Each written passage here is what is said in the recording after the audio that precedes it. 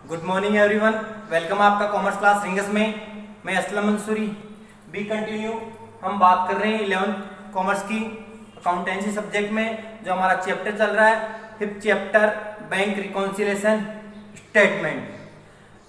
इस वीडियो में हम आपको ये बताएंगे कि बैंक रिकॉन्सिलिएशन स्टेटमेंट में या बैंक रिकॉन्सिलिएशन स्टेटमेंट जब प्रिपेयर किया जाएगा तो हमारे पास कौन कौन से बैलेंस रहेंगे, उन बैलेंस के अकॉर्डिंग कौन सा बैलेंस कैलकुलेट किया जाएगा। ध्यान देना, हमारे पास जब क्वेश्चन को सोल्व किया जाएगा तो क्वेश्चन में हमारे पास बैलेंस रहेंगे। देखना, बैलेंस कैश बुक, एक रहता है डेबिट बैलेंस और एक रहता है क्रेडिट बैलेंस। ऐसे ही हमारे पास बैलेंस ऑफ पासबुक, एक रहेगा डेबिट बैलेंस रहता है और एक रहता है क्रेडिट बैलेंस रहता है। तो ध्यान देना, हमारे पास जो बैलेंस दिए हुए रहेंगे उन बैलेंस से ही हम क्वेश्चन को यहाँ सोल्व किया जाएगा। तो हमारे पास जब क्वेश्चन को सोल्व किया जाता है तो ये होता है balance as per cash book. अगर केस बुक से उठाते हैं balance as per cash book, कौन सा बैलेंस? Debit balance. ध्यान देना, balance as per cash book का डेबिट बैलेंस। अब क्वेश्चन में अगर बैलेंस केस बुक का डेबिट बैलेंस दिया हुआ है और हमें सॉल्यूशन करना है या बैंक रिकॉन्सिलिएशन स्टेटमेंट प्रिपेयर करना है तो इसके अगेंस्ट में इसका जब आंसर निकलेगा वो निकलेगा balance as per cash book का क्रेडिट बैलेंस निकलेगा। तो यहाँ क्या राइट किया जाएगा? बैलेंस एज पर पासबुक, ये आंसर निकलेगा। ध्यान देना है, यहाँ पे balance as per cash book का कौन सा बैलेंस शो किया हुआ है? डेबिट बैलेंस शो किया हुआ है। तो बैलेंस एज पर पासबुक का कौन सा बैलेंस निकलेगा? यहाँ पे क्रेडिट बैलेंस कैलकुलेट किया जाएगा। ठीक है, नेक्स्ट टॉपिक की बात करते हैं। अगर हमारे पास ये दिया हुआ है balance as per cash book overdraft, overdraft का मतलब कौन सा बैलेंस दिया हुआ है? यहाँ पे क्रेडिट बैलेंस शो किया हुआ है या दिया हुआ है क्वेश्चन में। हमारे पास शो क्या है? Balance as per cash book का ओवरड्राफ्ट है, यानी अनफेवरेबल। डेबिट बैलेंस नॉर्मल होता है, नॉर्मल अगर केस का बैलेंस होता है उसको डेबिट में काउंट किया जाता है, और ओवरड्राफ्ट होता है तो उसको कहाँ काउंट किया जाता है, कहाँ रिकॉर्ड किया जाता है?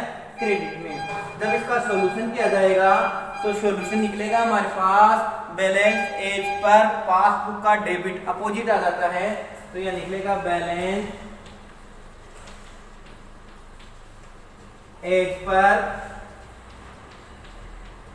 पासबुक का डेबिट बैलेंस। ध्यान देना, पासबुक का डेबिट बैलेंस निकलेगा।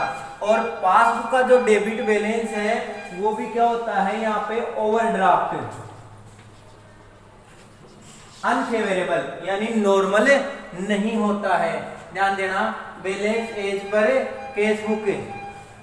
ठीक है, आगे रिकॉर्ड करते हैं हम। अब इसका तीसरा पॉइंट करते हैं हम, balance as per passbook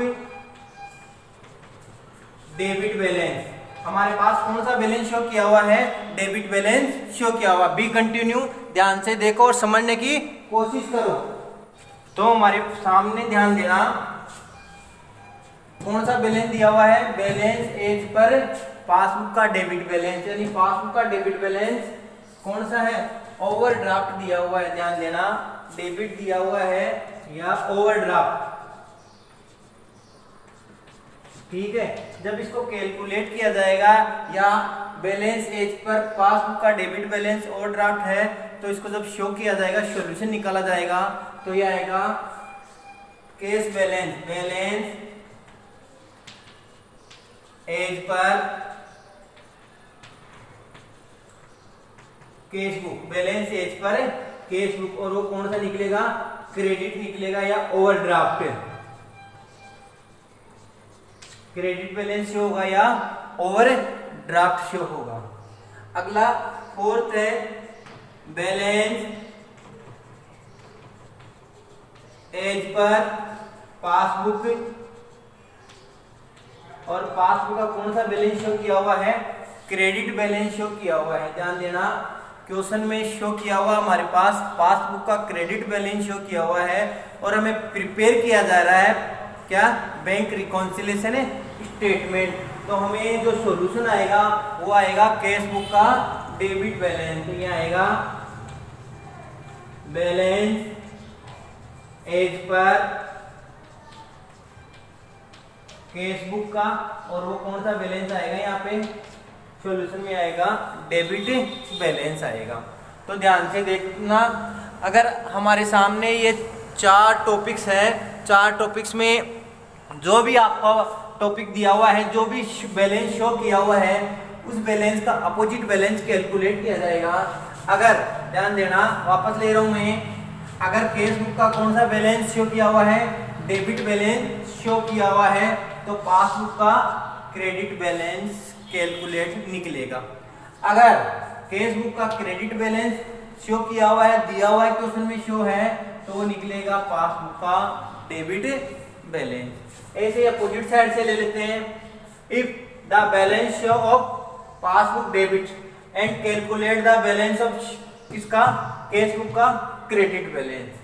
if the show balance of passbook credit then solution are show cash book का डेबिट। अपोजिट साइड कैलकुलेट किया जाएगा। अब बात चलते हैं कि कौन से पॉइंट को कहां डेबिट में या ऐड किया जाएगा, और कौन से जो रीजन है, टॉपिक है, उनको क्रेडिट में या माइनस किया जाएगा। ध्यान देना, ये 4 रो है हमारे पास, 4 पॉइंट है, तो चारों पॉइंट का चारों रो बनेगा कि कैश बुक का डेबिट बैलेंस, कैश बुक का क्रेडिट बैलेंस, पासबुक का डेबिट बैलेंस और पासबुक का credit balance.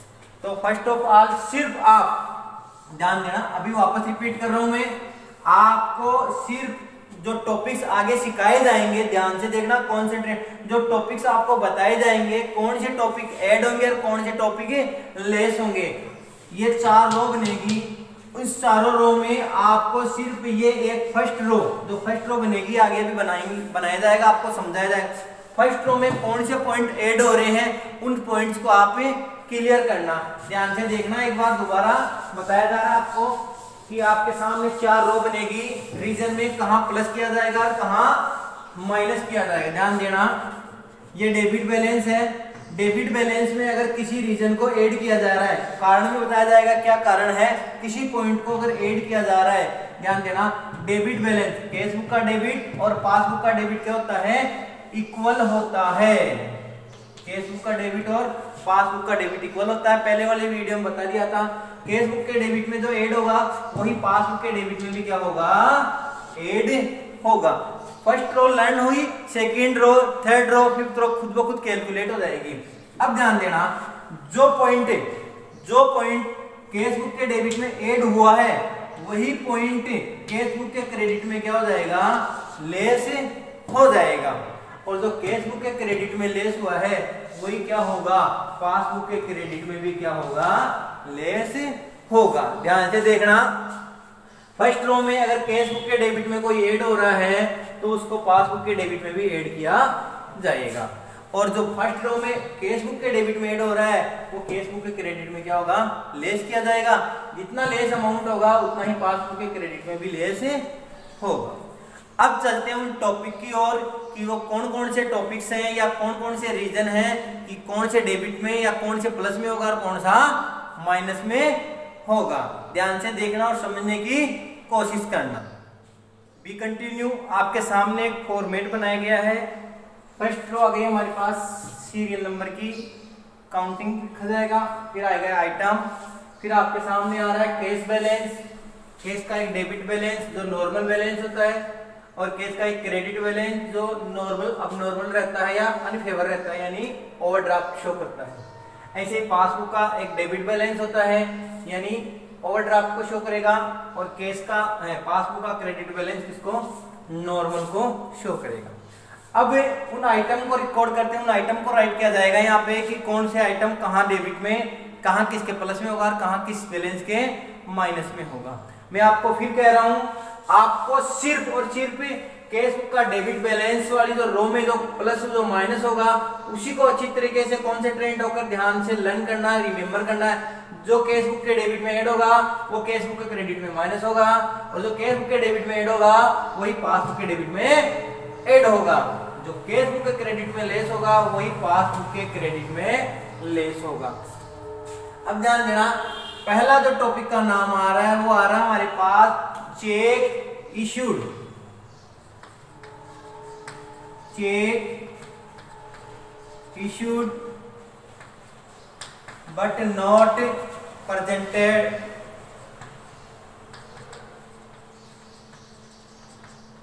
for payment into bank. ध्यान देना, चेक इश्यूड, चेक को हमने क्या किया, इश्यू कर दिया है, but not yet presented for payment. ये एक रीजन है, इसको अच्छी तरीके से समझने की कोशिश करना। चेक को हमने क्या कर दिया, इशू कर दिया। एक हमारे पास कैश बुक होती है और एक हमारे पास पासबुक होती है। जिसको हम रिकॉर्ड करते हैं वो होती है कैश बुक, और जिसको बैंक के द्वारा रिकॉर्ड किया जाता है बैंक अकाउंट, वो होता है हमारा पासबुक बैलेंस। ध्यान देना, चेक को क्या किया, इशू किया, यानी किसी कस्टमर से हमने पेमेंट परचेज किया, पेमेंट क्या, कुछ प्रोडक्ट परचेज किया और उसको हमने पेमेंट किया बाय द बैंक, यानी चेक फाड़ के उसको दे दिया हमने। जैसे ही चेक हमने दिया, ध्यान देना, जैसे ही हमने उसको चेक इशू किया तो हम क्या करते हैं, हमारी कैश बुक में उसका पैसा क्या कर देते हैं, माइनस कर देते हैं। कि फॉर एग्जांपल हमने गुड्स 20,000 का परचेज किया है और इसके अगेंस्ट में हमने 20,000 का एक चेक उसको दिया है टुडे, आज की डेट का। बट क्या होता है कि जो कस्टमर को हमने चेक दिया वो कस्टमर सेम डे बैंक में नहीं गया। तो ध्यान देना, आज कैश बुक में हमने उस 20,000 को डिडक्ट कर दिया, माइनस कर दिया, बट बैंक में कोई पैसा डिडक्ट नहीं हुआ। तो जितना डिफरेंट आ गया उनके बैलेंस में सेम डे में, तो जितना हमने माइनस किया था उसको वापस क्या कर दिया जाएगा, प्लस कर दिया जाएगा। तो कैश बुक का अगर डेबिट बैलेंस है तो उसमें क्या किया जाएगा, ऐड कर दिया जाएगा। इस पॉइंट को ध्यान से देख लेना, समझने की कोशिश करना। Cheque issue but not yet presented for payment. अब उसको रेक्टिफाई करने के लिए कैश बुक के डेबिट में क्या किया जाएगा, ऐड किया जाएगा। जो कैश बुक के डेबिट में ऐड होगा वो कैश बुक के क्रेडिट में क्या होगा, लेस होगा। और ध्यान देना, जो कैश बुक के डेबिट में बैलेंस था ऐड का, वही कहां जाएगा, पासबुक के डेबिट में भी ऐड होगा। और जो कैश बुक के क्रेडिट में लेस था वही पासबुक के क्रेडिट में भी क्या हो जाएगा, लेस होगा। क्योंकि कैश बुक का डेबिट पासबुक का डेबिट इक्वल, कैश बुक का क्रेडिट और पासबुक का क्रेडिट दोनों इक्वल। नेक्स्ट टॉपिक की बात करते हैं। नेक्स्ट है हमारे पास cheque received. Cheque received and deposit into bank but not collected by bank, but not yet collected by bank. ध्यान देना इस टॉपिक को, चेक क्या किया, रिसीव किया, एंड डिपॉजिट इनटू बैंक। जैसे ही हमने चेक रिसीव किया, उस चेक को जैसे रिसीव किया, रिसीव करने के बाद हमारे पास वो अर्निंग होता है, हमारा कैश होता है, उसको हम अपने अकाउंट में क्या करवाते हैं, डिपॉजिट करवाते हैं same day, but not collected by bank. But आज के दिन में बैंक ने कलेक्ट नहीं किया। ध्यान से देखने की समझ में कोशिश करना। चेक रिसीव्ड, जैसे ही हमने चेक रिसीव किया तो हम हमारा जो कैश में पैसा क्या होता है वो अर्न हो जाता है, प्लस में हो जाता है, इंक्रीज हो जाता है। यानी उस पैसे को क्या कर दिया हमने, उस मनी को क्या कर दिया, यहाँ पे कैश के डेबिट में ऐड कर दिया जाता है। चेक रिसीव, जैसे चेक रिसीव हुआ कैश बुक के डेबिट में क्या कर दिया, ऐड कर दिया। But same day, but not collected by bank. लेकिन सेम डे टुडे या सेम डे बैंक ने हमारे बैंक अकाउंट में कोई भी डेबिट साइड में पैसा डिपॉजिट नहीं किया। तो इसको रेक्टिफाई करने के लिए अब क्या करना पड़ेगा, यहाँ माइनस किया जाएगा। और अगर कैश बुक का डेबिट बैलेंस जो है तो वहां क्या किया जाएगा, इसको लेस किया जाएगा। और केस बुक का डेबिट में अगर लेस हो रहा है तो वही पासबुक के डेबिट में भी क्या हो जाएगा, लेस होगा। और इसका अपोजिट बताया था, जो डेबिट का अपोजिट क्या हो जाएगा, यहाँ पे ऐड हो जाएगा। और सेम बैलेंस, केस बुक का क्रेडिट पासबुक का क्रेडिट सेम होता है, तो यहाँ पे भी ये क्या हो जाएगा, ऐड हो जाएगा। ध्यान से देखते जाना और समझने की कोशिश करना। दूसरे टॉपिक की बात कर रहे हैं हम, interest allowed. Interest allowed by bank but not entered in cash book. ध्यान देना, बैंक ने इंटरेस्ट अलाउड किया, बैंक ने हमारे अकाउंट में इंटरेस्ट प्लस में कर दिया। क्या कर दिया, हमारे पासबुक के बैंक अकाउंट में क्या कर दिया, प्लस में कर दिया। बट हमने एंटर्ड केस बुक में किया ही नहीं। सेम डे, ध्यान देना, आज टुडे या सेम डे बैंक में तो प्लस में क्या हो गया, इंटरेस्ट अलाउड हो गया। इंटरेस्ट बाय बैंक, बैंक के द्वारा दिया गया है, तो बैंक में हमारा पैसा इंक्रीज हो गया, बट केस बुक में इंक्रीज नहीं हुआ क्योंकि रिकॉर्ड नहीं किया। जैसे ही हमें इंफॉर्मेशन मिलेगी तो केस बुक में क्या किया जाएगा, रिकॉर्ड किया जाएगा। तो केस बुक में प्लस क्या हो जाएगा, ऐड।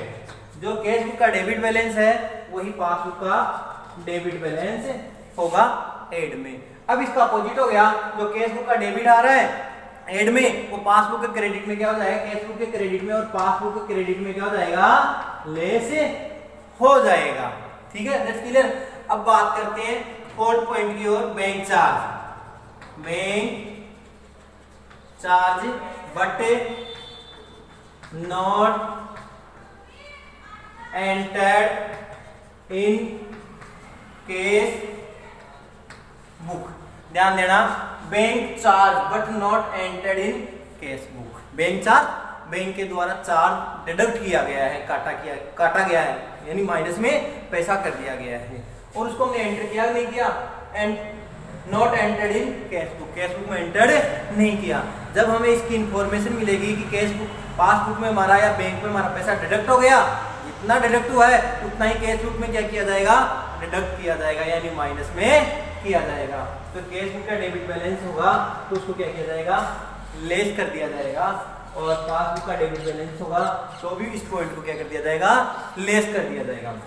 और अगर केस बुक का क्रेडिट बैलेंस है तो उसको क्या कर दिया जाएगा, ऐड कर दिया जाएगा, और पासबुक के क्रेडिट में भी क्या कर दिया जाएगा, उसको ऐड कर दिया जाएगा। That's clear. ध्यान देना, अगर आपके सामने ये बैलेंस शो किया गया है, एक बैलेंस की रो को आप अच्छी तरीके से क्लियर करने की कोशिश करना कि केस बुक का डेबिट बैलेंस जो होगा वही पासबुक का डेबिट बैलेंस होगा, अगेंस्ट में केस बुक का क्रेडिट और पासबुक का क्रेडिट। अब आगे के टॉपिक की ओर चलते हैं हम। फिफ्थ टॉपिक हमारा क्या कहता है, ध्यान से देखना, समझने की कोशिश करना यहाँ पे कि कौन सा टॉपिक किस बैलेंस में ऐड हो रहा है, कौन सा टॉपिक किस बैलेंस में लेस हो रहा है। तो ध्यान से देखना, फिफ्थ पॉइंट हमारे पास क्या है, direct deposited into bank. Direct deposited into bank by customer. ध्यान देना, किसी कस्टमर के द्वारा हमारे अकाउंट में डायरेक्ट क्या कर दिया, डिपॉजिट कर दिया है। किसी कस्टमर के द्वारा हमारे अकाउंट में सीधा ही क्या कर दिया है, डायरेक्ट डिपॉजिट कर दिया गया है। डायरेक्ट डिपॉजिट किया तो पैसा क्या हो गया, प्लस में आ गया। केस बुक में तो आ गया, यानी कहाँ पैसा तो आ गया, केस बुक में क्या, बैंक में पैसा आ गया, बैंक में पैसा आ गया, प्लस में हो गया। जिस दिन हमें इंफॉर्मेशन मिली उस दिन उसको पैसे को क्या किया जाएगा, यहाँ पे प्लस किया जाएगा, माइनस किया जाएगा, इक्वल करने के लिए उसको प्लस में कर दिया जाएगा, क्योंकि बैंक में माइनस कर नहीं सकते हम, तो जितना बैंक में है उतना पैसा हम यहाँ पे केस बुक में भी रिकॉर्ड कर दिया जाएगा। तो यहाँ क्या कर दिया जाएगा, केस बुक का डेबिट बैलेंस ऐड और केस बुक का क्रेडिट बैलेंस दे रखा है तो इसको लेस में राइट किया जाएगा, और यही बैलेंस यहाँ आ जाएगा, ऐड और लेस। That's clear. 6 पॉइंट है हमारे पास, अगला पॉइंट है 6 पॉइंट आ रहा है, direct payment by bank. Direct payment by bank not entered in cash book, not entered इन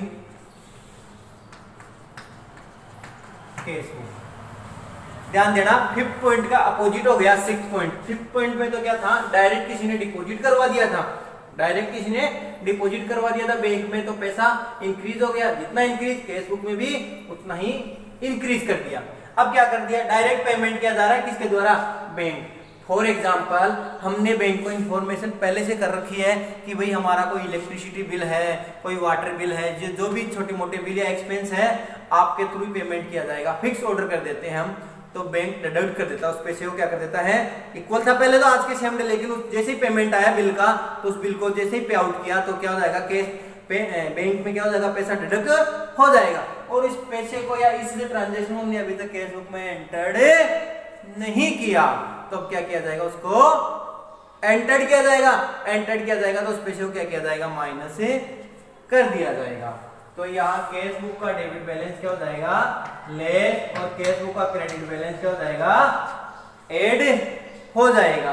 और ये के ये बैलेंस क्या आ जाएंगे, पासबुक का क्रेडिट बैलेंस लेस और पासबुक का डेबिट बैलेंस लेस और पासबुक का क्रेडिट बैलेंस ऐड होगा। अगले पॉइंट की ओर बढ़ते हैं हम आगे। हमारा 7 पॉइंट है direct collection made by bank. Direct collection made by bank not entered in cash book, not entered in cash book. ध्यान देना, समझने की कोशिश करना। अगला पॉइंट है direct collection made by bank, यानी फिफ्थ पॉइंट की तरह है सेम ये, यानी डायरेक्ट कलेक्शन कर दिया, बैंक ने डायरेक्ट हमारे अकाउंट में डिपॉजिट कर दिया। फॉर एग्जांपल इंटरेस्ट का कलेक्शन कर देता है, कोई डिविडेंड है उसका कलेक्शन कर देता है, कोई कमीशन है उसका कलेक्शन है अपने अकाउंट में करता है, ओनर के अकाउंट में ही डिपॉजिट कर देता है। यानी बैंक में पैसा क्या हो गया, बढ़ गया, इंक्रीज हो गया, प्लस में हो गया। उसको कैश बुक में या एंटर नहीं किया तो एंटर करेंगे तो क्या हो जाएगा, वो भी पैसा ऐड हो जाएगा। तो कैश बुक का डेबिट बैलेंस शो किया हुआ है तो उसको ऐड में रिकॉर्ड किया जाएगा। कैश बुक का क्रेडिट बैलेंस है तो उसको लेस में रिकॉर्ड किया जाएगा। और यही यहाँ आ जाएगा, पासबुक का डेबिट है तो ऐड और पासबुक का क्रेडिट है तो लेस में रिकॉर्ड किया जाएगा। दैट्स क्लियर, अच्छी तरीके से समझने की कोशिश करते जाना। अगला पॉइंट आ रहा है हमारे पास, 8 पॉइंट आ रहा है चेक इशूड। ध्यान देना, check issued and payment received, and payment received by creditors but not entered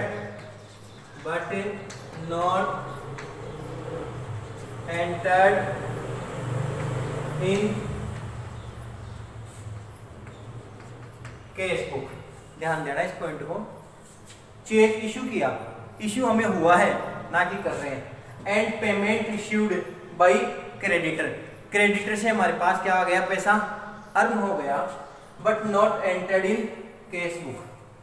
जितना क्रेडिटर ने चेक इशू किया था वो सीधा चेक कहाँ चला गया, बैंक में डिपॉजिट करवा दिया, चेक इशूड कर दिया और पेमेंट रिसीव्ड हो गया। और क्रेडिटर से हुआ नॉट एंटर्ड किया है, नॉट एंटर्ड किया है, तब उसको क्या कर दिया जाएगा, यहाँ पे लेस कर दिया जाएगा। अगर केस बुक का डेबिट बैलेंस है तो उसको लेस किया जाएगा और क्रेडिट है तो उसको ऐड कर दिया जाएगा। ये ऐसे के सेम एज हो जाएंगे, पासबुक के डेबिट में क्या लेस और पासबुक के क्रेडिट में ऐड हो जाएंगे। दैट्स क्लियर, अच्छी तरीके से समझने की कोशिश करते जाना। आगे के पॉइंट की ओर हम बढ़ रहे हैं। 8 पॉइंट हमने आपको यहाँ पे क्लियर कर दिए हैं, समझने की कोशिश करते जाना। आगे पॉइंट चल रहा है हमारे पास 9th पॉइंट। 8 पॉइंट को समझने की कोशिश करना। 9th पॉइंट हमारे पास चल रहा है cheque paid into bank. Cheque paid into bank, cheque paid into bank but omitted to be entered, but omitted to be entered in case book। ध्यान देना, चेक पे किया हमने चेक पे कर दिया इनटू बैंक, बैंक में पेमेंट कर दिया। omitted to be entered in case book, case book में एंटर करना ही क्या हो गए, ओमिटेड हो गई। ओमिटेड का मतलब क्या हो गया है, यहाँ पे भूल गए। अगर ऐसा पॉइंट आ जाता है चेक पे कर दिया और बैंक में क्या कर दिया, यहाँ पे बैंक में सेंड करना ओमिटेड हो गया, और केस बुक में भी एंटर करना क्या हो गया, बैंक में तो सेंड कर दिया बट केस बुक में क्या हो गया, ओमिटेड हो गया। तो क्या हो गया था वहां पे लेस, तो अब क्या कर दिया जाएगा, यहाँ पे इसको ऐड कर दिया जाएगा। अगर केस बुक का डेबिट बैलेंस है तो उसको ऐड कर दिया जाएगा, और केस बुक का क्रेडिट बैलेंस है तो उसको लेस कर दिया जाएगा। यही बैलेंस ही आ रहा है ऐड का और लेस का। क्लियर। अगला पॉइंट है हमारे पास चेक डिसऑनर्ड। चेक डिसऑनर्ड, ध्यान देना। अगला पॉइंट है हमारे पास चेक डिसऑनर्ड। ध्यान देना, जैसे ही हमें क्या हुआ, चेक डिसऑनर्ड हो जाता। चेक हमने डिपॉजिट कहाँ करवाया था, बैंक में डिपॉजिट करवाया था, तो पैसा क्या हो गया था हमारे पास, इंक्रीज हो गया था। कोई सा ही बैलेंस हो, डेबिट बैलेंस की बात करके चल रहे हैं, केस बुक का डेबिट बैलेंस। जैसे ही चेक इश्यू हुआ, पैसा किस में दिखाया हमने, ऐड प्लस में, यानी पैसा इंक्रीज हो गया। बट आज चेक क्या हो गया, डिसऑनर्ड हो गया, तो उसका अपोजिट हो जाएगा। यानी केस बुक का अगर डेबिट बैलेंस है तो उसको कर दिया जाएगा लेस, और केस बुक का क्रेडिट बैलेंस है तो इस पॉइंट को कर दिया जाएगा, ऐड कर दिया जाएगा। ऐसे ही क्या है, पासबुक के डेबिट में इस पॉइंट को लेस किया जाएगा, और पासबुक के क्रेडिट में इस पॉइंट को ऐड किया जाएगा। लास्ट है हमारा आखिरी 11, cheque entered in cash book. Cheque entered in case book but not sent